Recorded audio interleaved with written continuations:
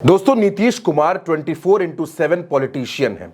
नीतीश कुमार क्या करते हैं, नीतीश कुमार क्या सोचते हैं और नीतीश कुमार क्या करने वाले हैं, इसके बारे में अंदाजा लगा पाना थोड़ा मुश्किल है। नीतीश कब इस पाले में रहेंगे, नीतीश कब उस पाले में रहेंगे, इस पर भी आप अंदाजा नहीं लगा सकते।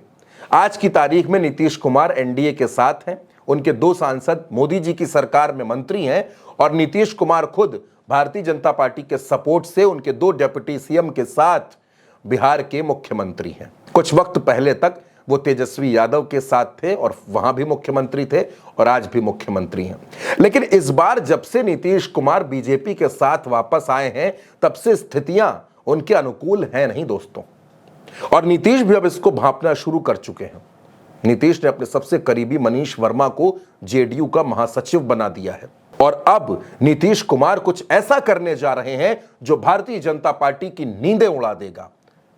दोस्तों, झारखंड में 2 से सवा 2 महीने के बाद विधानसभा का चुनाव होना है और विधानसभा चुनाव से पहले झारखंड में तमाम सियासी दल अपने अपने विकल्पों को तलाश रहे हैं और इन्हीं विकल्पों को तलाशते तलाशते नीतीश कुमार भी झारखंड की राजनीति में एंट्री करने के मूड में आ गए हैं।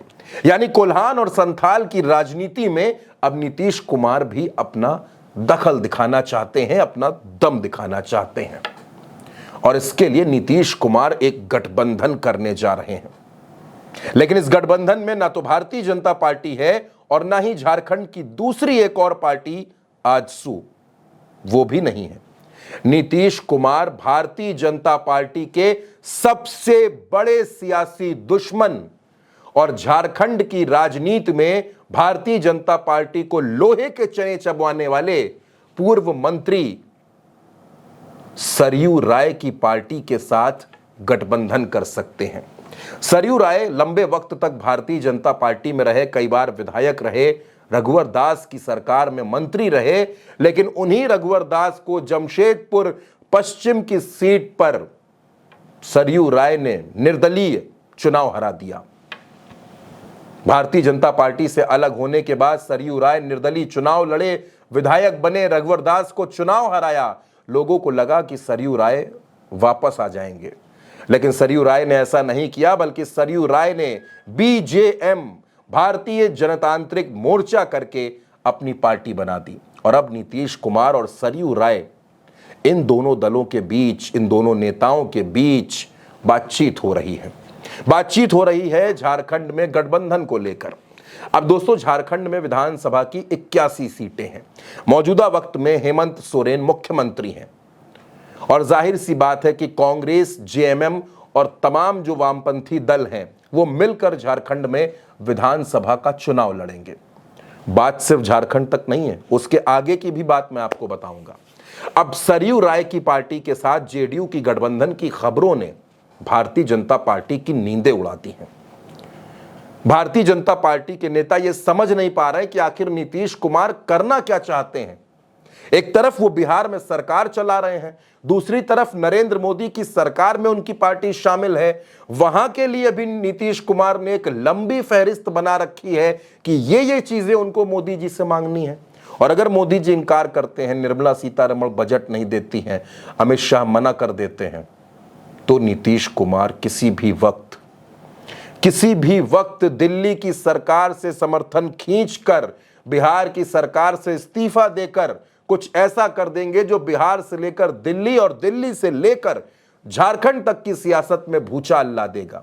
लेकिन दोस्तों, अभी तो भूचाल सिर्फ इस बात से आ गया है कि सरयू राय और नीतीश कुमार दोनों के बीच गठबंधन होने जा रहा है।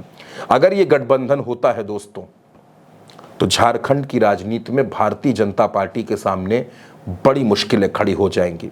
एक तरफ वो नेता जो लंबे वक्त तक बीजेपी में रहा और दूसरी तरफ वो नीतीश कुमार जो गठबंधन में शामिल हैं। अगर ये दोनों एक मंच पर आकर झारखंड में एक नया मोर्चा तैयार कर देते हैं तो भारतीय जनता पार्टी के लिए मुश्किलें खड़ी हो सकती हैं, क्योंकि चाहे सरयू राय हो चाहे नीतीश कुमार, दोनों को हेमंत सोरेन के नाम से कोई आपत्ति नहीं होगी, क्योंकि हेमंत सोरेन बिहार और झारखंड में आदिवासी समाज के सबसे बड़े नेता हैं और राजनीति के खिलाड़ी राजनीति के यूं कह लीजिए धुरंधर शिबू सोरेन, हेमंत सोरेन के पिता, सियासी बाजियों को पलटने का हुनर रखते हैं। तो नीतीश कुमार अगर सरयू राय के साथ गए तो भारतीय जनता पार्टी क्या करेगी, ये एक इंपॉर्टेंट सवाल है। और दूसरी बात, नीतीश कुमार सिर्फ झारखंड तक सीमित नहीं रहना चाहते, अब माया नगरी की चकाचौंध भी नीतीश कुमार को खींच रही है।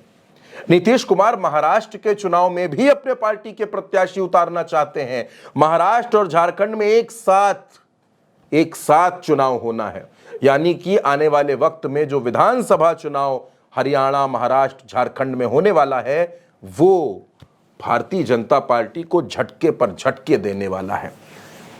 फिलहाल सरयू राय और नीतीश कुमार के बीच मुलाकात, बातचीत, गठबंधन, ये तमाम खबरें तैर रही हैं।